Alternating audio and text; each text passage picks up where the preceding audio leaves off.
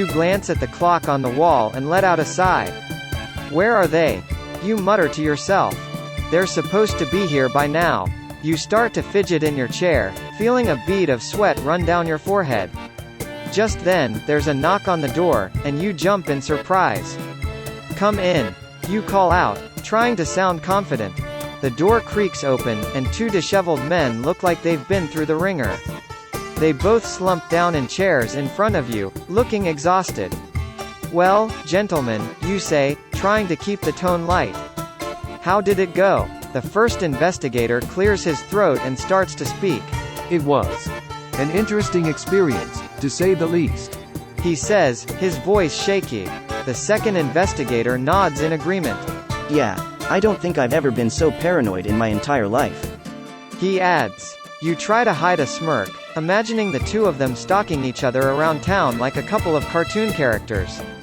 So, did you both uncover anything interesting? You ask, trying to steer the conversation back on track. As you flip through the first investigator's folder, your eyes widen in shock as you see a series of photographs that clearly show the second investigator meeting with a known criminal. The surveillance logs indicate that they've been meeting regularly for several weeks, and notes in the folder suggest that the second investigator may be involved in some sort of illegal activity. Your heart racing, you set the first folder aside and begin to flip through the second investigator's folder. This one is just as shocking, if not more so.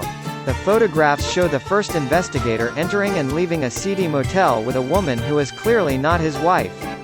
The surveillance logs indicate that this has been going on for months, and notes in the folder suggest that the first investigator may be involved in some sort of extramarital affair.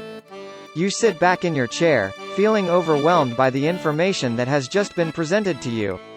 Both investigators seem to have uncovered information that could potentially destroy the other's career and reputation. But as you think about it, you begin to realize that this could be an opportunity for you to leverage their secrets for your own gain. You take a deep breath, trying to remain calm as you look at both investigators.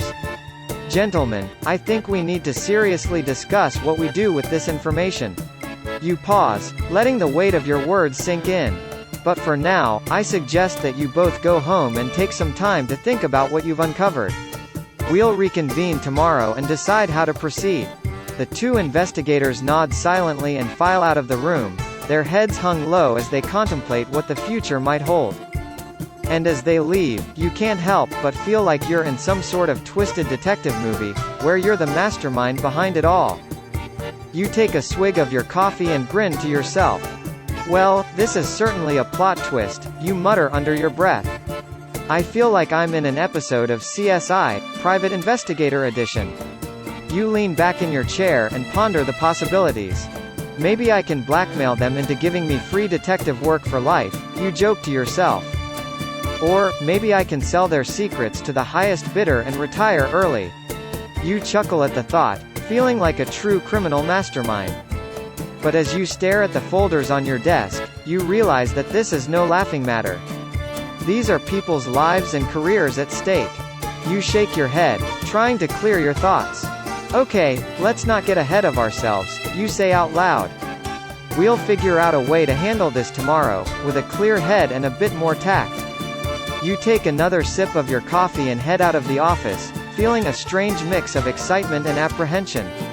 What a wild ride this is turning out to be, you think to yourself.